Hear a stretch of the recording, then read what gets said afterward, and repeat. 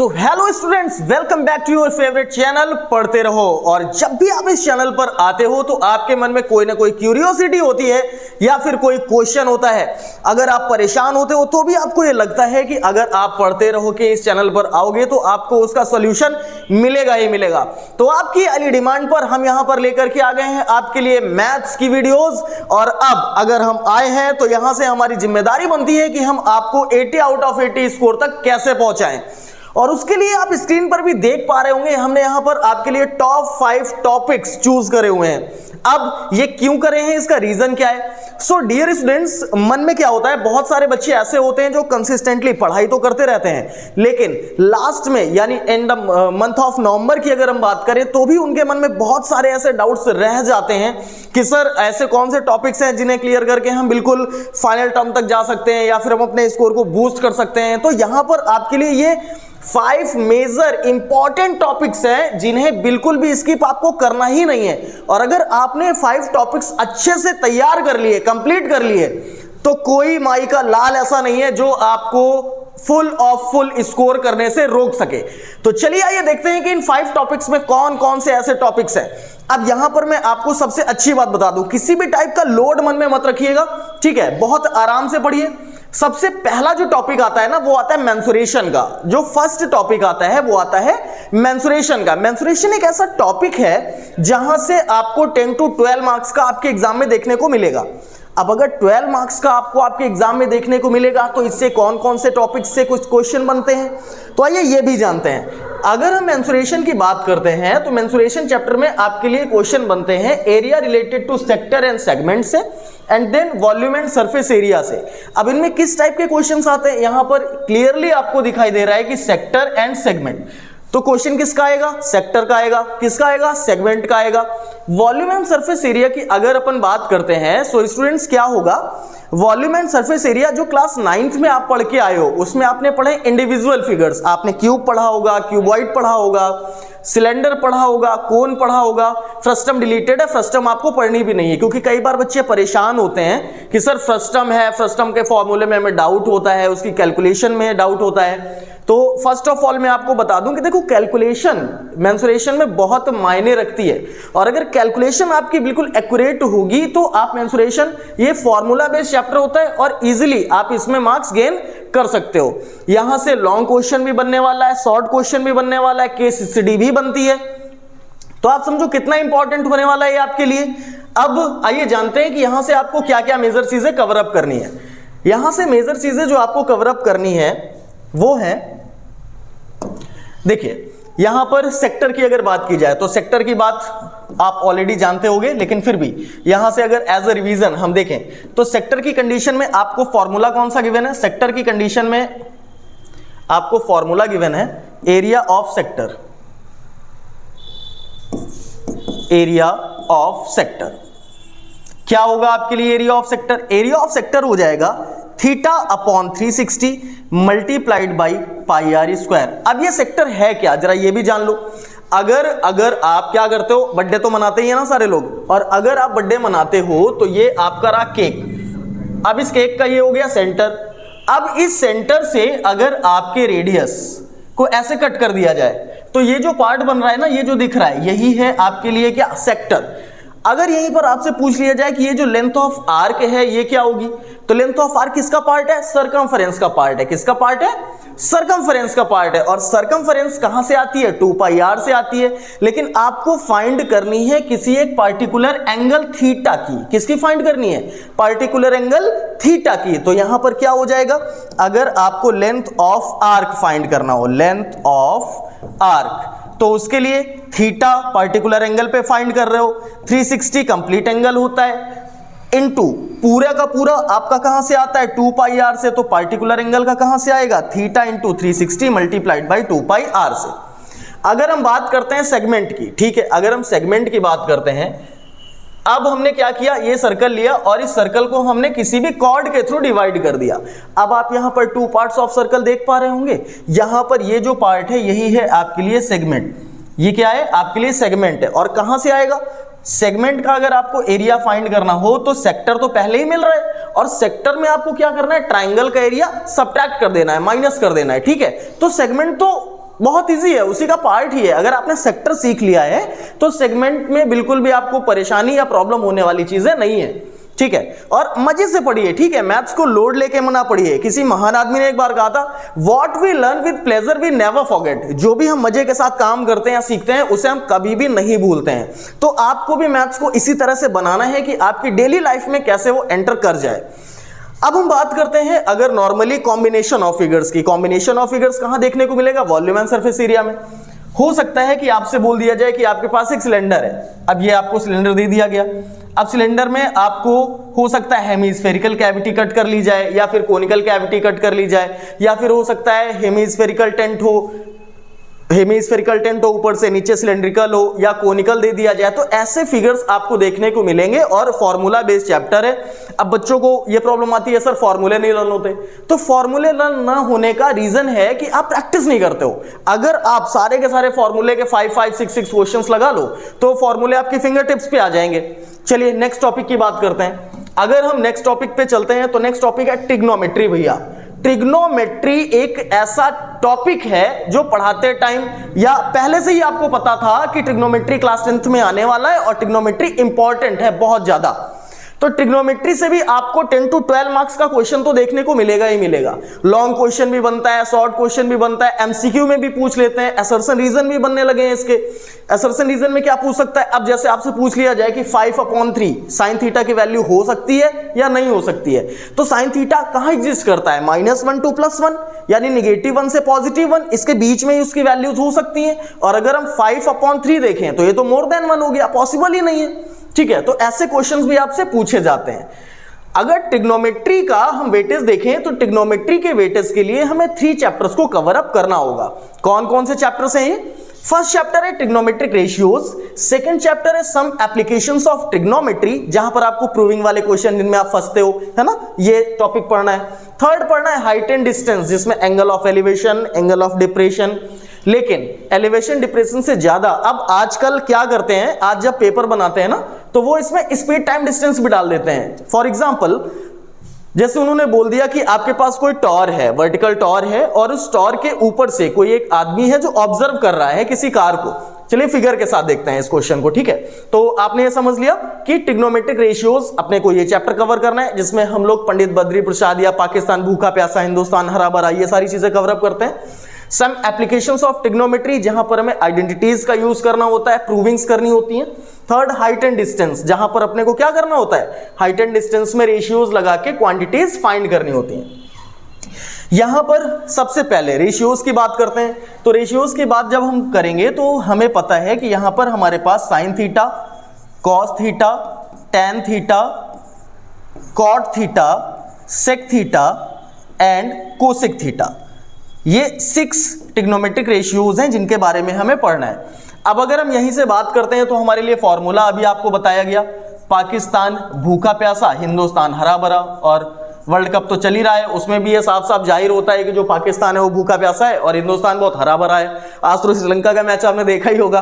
खैर उसके बाद चलिए इन रेशियोज को हम यहाँ प्लेस करते हैं। ये P/H हो जाएगा, ये B/H ये हो जाएगा, P/B ये हो जाएगा B/P, sec theta H/B, cosec theta hypotenuse upon perpendicular. तो इन सारे रेशियोज के क्वेश्चंस आपको पढ़ने हैं ट्रिग्नोमेट्रिक रेशियोज में। जब आप उससे आगे बढ़ेंगे तो आपको सम एप्लीकेशंस आएंगे, वहां पर आपको प्रूविंग्स करनी होंगी, ठीक है। तो प्रूविंग वाले क्वेश्चंस के लिए आपको क्वेश्चंस चाहिए अच्छे अच्छे, और उसके साथ ही साथ चाहिए प्रैक्टिस। और वो कहां मिलेगी? पढ़ते रहो के चैनल पे मिलेगी। तो अगर सब्सक्राइब नहीं करा है तो कर लो भैया, ठीक है, काम तो बिल्कुल आने वाला है। और उसके बाद अगर हम हाइट एंड डिस्टेंस की बात करें तो हाइट एंड डिस्टेंस में अभी आपको बताया हमने कि कोई भी वर्टिकल टॉर है आपके पास और इस टॉर के ऊपर कोई भैया क्षितिज भैया बैठे हुए हैं, और उन्होंने क्या किया, उन्होंने देखा कि ये कोई पॉइंट ए है और इस पॉइंट ए से कोई कार आ रही है उस टॉर की तरफ। आफ्टर सम टाइम उन्होंने ऑब्जर्व करा कि अभी जब ए से कार आ रही है तो एंगल ऑफ एलिवेशन, या मान लो इधर से देख रहे हैं तो एंगल ऑफ डिप्रेशन कितना आ रहा है, 30 डिग्री आ रहा है, ठीक। आफ्टर सम टाइम अब ये कार कहां आ गई, बी में आ गई, और उन्होंने ऑब्जर्व किया कि अब ये बी का जो एंगल ऑफ डिप्रेशन है ये 30 से चेंज होके कितना हो गया, 60 हो गया भैया, ठीक, 60 हो गया, ये भी 60 हो जाएगा। अब उनके माइंड में क्वेश्चन आया, क्या आया कि जब मैं ऑब्जर्व कर रहा हूं तो यहां पर 30 डिग्री से एंगल चेंज होके कितना हो गया, 60 हो गया, करेक्ट। पॉइंट ए पे कार थी, अभी कार कहां आ गई है, पॉइंट बी पे आ गई है, ये भी भैया ठीक है। लेकिन ए से बी तक आने में अगर उसको 6 सेकेंड्स का टाइम लगा होगा तो पॉइंट बी से सी तक आने में उसको कितने सेकेंड्स का टाइम लगेगा। मतलब अब ट्रिग्नोमेट्री में सिर्फ और सिर्फ वही नहीं है कि साइन कॉस टैन लगाना है, अब आपको साथ ही साथ पता होना चाहिए कि टाइम निकालने के लिए क्या करना होता है, डिस्टेंस अपॉन स्पीड करनी होती है, ठीक है। तो ये सारी चीजें, ये फंडामेंटल जो है आपको ये फिजिक्स में सीखने को मिलेंगी। और कौन सिखाएगा, the most loving Krishna sir. तो चलिए उनसे सीखेंगे और हम लोग चलते हैं आगे नेक्स्ट टॉपिक पे। नेक्स्ट टॉपिक की अगर हम बात करते हैं तो नेक्स्ट टॉपिक आता है अलजेब्रा। ये नॉर्मली बच्चों का मोस्ट लविंग होता है क्योंकि वो बचपन से, जैसे वो 7th में आते हैं 6th में आते हैं तो अलजेब्रिक सीखते हैं, सिंपल इक्वेशन सीखते हैं और धीरे धीरे वो कहीं ना कहीं इसके साथ फेवरेबल हो जाते हैं, ठीक है। एक कंफर्ट जोन बन जाता है अलजेब्रा के साथ। तो अलजेब्रा में यहां पर आपको क्या सीखना है, आइए देखिए। यहां पर आपको अलजेब्रा में सीखना है लीनियर इक्वेशन। किसने डाल दिया ये linear equation, it is not a part of class 10th। Linear equation की जगह आपको पॉलिनोमियल सीखना है। क्या सीखना है, पॉलिनोमियल्स। तो पॉलिनोमियल्स हो गया, क्वाड्रेटिक इक्वेशंस हो गया और ये अरिथमेटिक प्रोग्रेशन, ये 3 चैप्टर्स ऐसे हैं अलजेब्रा के जो आपको अप्रोक्सीमेटली 14 मार्क्स दिलाएंगे, ठीक है। अच्छा 14 मार्क्स बहुत होते हैं यार, it is a large weightage, you know. तो 14 मार्क्स अपने को जाने नहीं देना है, इनको पकड़ के रखना है बिल्कुल ऐसे कैप्चर, ठीक है। ये 14 मार्क्स तो अपने हैं ही। कहीं से भी क्वेश्चन आ जाए, एग्जामिनर कहीं से भी क्वेश्चन डाल दे, मतलब आपको करके आना है, ठीक है। तो आइए देखिए इसमें आपको क्या पढ़ना है। अगर हम लीनियर की जगह पॉलिनोमियल की बात करते हैं तो पॉलिनोमियल में आपको क्या पढ़ना होता है, पॉलिनोमियल में आपको पढ़ना होता है, सबसे पहले आपने पढ़े होंगे zeros of the polynomials, alpha and beta, correct, बिल्कुल पढ़े होंगे। जीरोज ऑफ द पॉलिनोमियल आपने पढ़ा अल्फा बीटा, और इन अल्फा बीटा का रिलेशन यानी ये जीरोज का रिलेशन आपने किसके साथ, कोफिशिएंट के साथ पढ़ा होगा। क्या होता है, सबसे first relation alpha plus beta जो होगा वो हो जाएगा माइनस बी अपॉन ए, अल्फा इंटू बीटा ये कितना हो जाएगा, ये हो जाएगा सी अपॉन ए, ठीक। ये रिलेशन वेरीफाई कराने के लिए आता है, नॉर्मली जीरोस फाइंड करने के लिए आते हैं। कभी कभी ऐसा हो जाता है जब जीरोस यानी अल्फा बीटा गिवन हो और आपसे बोला जाए क्वाड्रेटिक इक्वेशन फाइंड करिए, तब क्या करना है, तब करना है x square minus alpha plus beta x plus alpha beta is equals to कुछ भी नहीं, क्योंकि पॉलिनोमियल्स की कंडीशन है, ये मत भूलना, इक्वेशन की नहीं, ठीक है। ये बात क्लियर हो गई। तो इसी रिलेशन से यानी ऐसे रिलेटेड क्वेश्चन आपको पॉलिनोमियल से देखने को मिलेंगे। बहुत ज्यादा हार्ड या टफ क्वेश्चन नहीं आते हैं, आती चीजें सारी वही हैं जो आपने पढ़ी हैं, जो आपको सिखाई गई हैं। सिर्फ और सिर्फ होता क्या है, लैक ऑफ मूवमेंट, उस टाइम पे हम क्वेश्चन को सॉल्व करते हैं कि नहीं। ऐसे ही अगर क्वाड्रेटिक की बात करें, फैक्टराइजेशन काफी छोटी क्लासेस से सिखाया जाता है और धीरे धीरे लेवल क्या हो जाता है, अप हो जाता है। तो आपने splitting the middle term class 9th या 8th में शायद सीखा होगा। Splitting the middle term factorisation का ही पार्ट है। तो सबसे पहले अगर आपके पास क्वाड्रेटिक इक्वेशन आती है तो क्वाड्रेटिक इक्वेशन में आपको क्या करना है, स्प्लिटिंग द मिडिल टर्म सीखना है। स्प्लिटिंग द मिडिल टर्म अगर नहीं अप्लाई हो रहा, अब सपोज करो उसके फैक्टर्स ही नहीं हो पा रहे हैं, तो फैक्टराइज कैसे करेंगे। उस कंडीशन में क्या सिखाया गया है आपको, उस कंडीशन में आपको सिखाया गया है Shridharacharya formula, that is also known as quadratic formula. और क्या है quadratic formula, quadratic formula revise कर लीजिए अगर नहीं आता तो, minus B plus minus the root value of B square minus 4ac upon 2a, ये है आपके लिए क्वाड्रेटिक फॉर्मूला, ठीक है।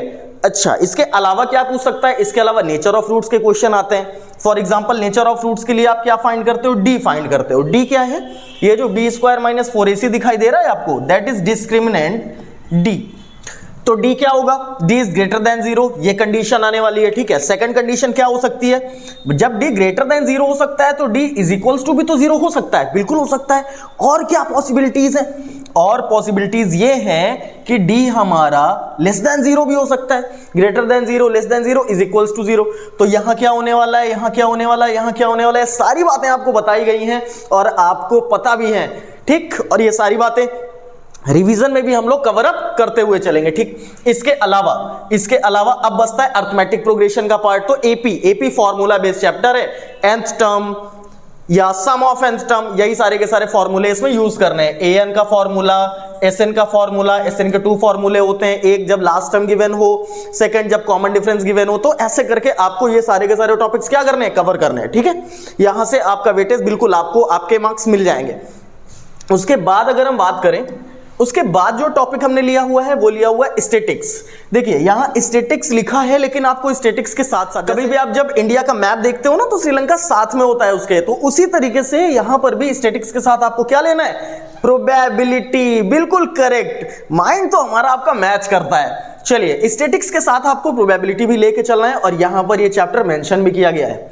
अब इसमें क्या क्या पढ़ना है, इसमें आपको पढ़ना है mean median mode, formula based है, मीन का भी फॉर्मूला है भैया, मीडियन का भी फॉर्मूला है, मोड का भी फॉर्मूला है। एम्पिरिकल फॉर्मूला क्या है, अब आधे बच्चे तो नहीं समझ पा रहे होंगे, तो आपने सीखा है, क्या सीखा है कि 3 - 2 कितना होता है, 1 होता है। 3 - 2 अगर 1 होता है तो इस चीज को कैसे अप्लाई करोगे, 3 - 2 = 1, that means 3 median - 2 mean = 1 mode, और 1 लिखने की आपको नीड नहीं है।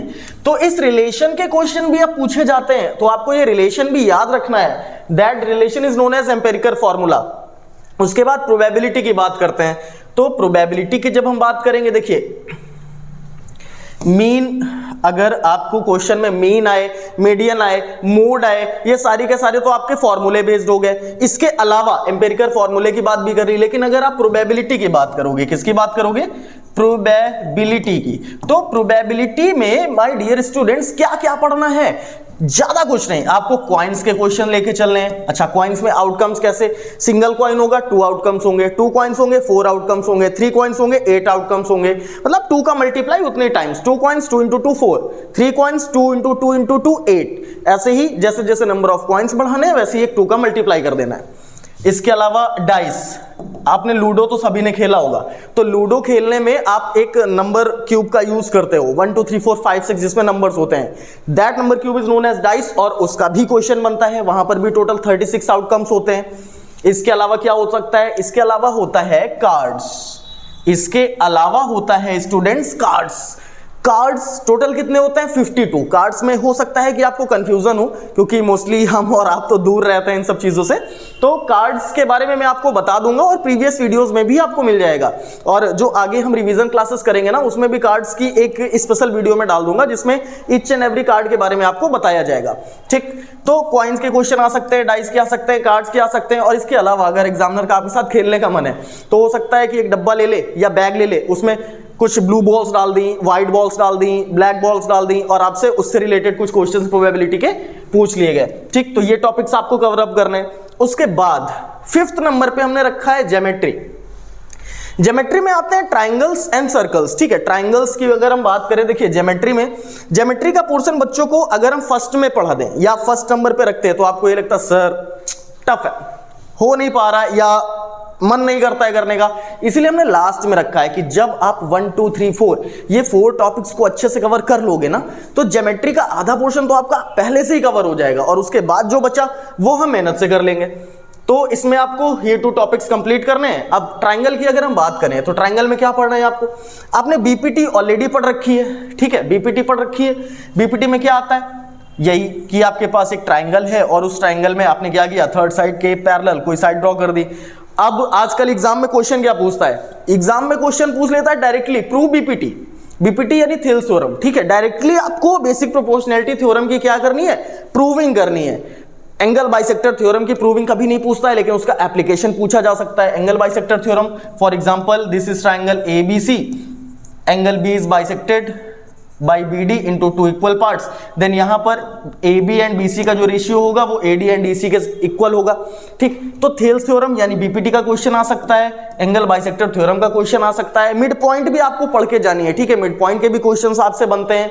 तो ये सारे के सारे टॉपिक्स थे जिनको पढ़ के मेरे प्यारे बच्चों आप 60% तो आपका कवर हो गया। ठीक है, 60 से 70% कवर हो गया। अब इसके बाद जो भी टॉपिक्स बचते हैं ना, जैसे ही ये प्रिपेयर हो जाएंगे वैसे आपके अंदर इतना ज्यादा कॉन्फिडेंस हो चुका होगा कि आप खुद को हनुमान जी फील करने लग जाओगे। ठीक है, लंका तक जाना है, ठीक है जा रहा हूं। ठीक, बाकी के टॉपिक्स तो उसके वेटेज में आपको मिल जाने वाले हैं। ठीक है, और हमारा ये गोल होना चाहिए कि हमारी जो एक्यूरेसी हो, उस एक्यूरेसी का परसेंटेज 100 तो नहीं हो सकता किसी का, क्योंकि हम भगवान नहीं है, लेकिन 99% तो एक्यूरेसी स्कोर हमारा होना ही होना चाहिए। चाहे वो कैलकुलेशन हो, चाहे वो माइंड मैपिंग हो, चाहे वो फॉर्मूला रिप्लेसमेंट हो। और सबसे पहले क्वेश्चन हमने पढ़ा, हमारे माइंड में हिट करना चाहिए कौन से चैप्टर का है, कौन से टॉपिक का है, अच्छा ये फॉर्मूला लगेगा, आओ लगाते हैं। फिर कैलकुलेशन की बात आती है, तो 99% एक्यूरेसी स्कोर रखना है अपने को और इसी के साथ अपने एग्जाम में चलना है, ठीक है। इन्हीं सब बातों के साथ अब हम लोग विदा लेते हैं और मिलते हैं इसी तरीके के इंटरेस्टिंग नेक्स्ट मैथ्स की वीडियो में। तो बने रहिए हमारे साथ और ढेर सारा प्यार देने के लिए आपको बहुत बहुत थैंक यू। मिलते हैं नेक्स्ट वीडियो में।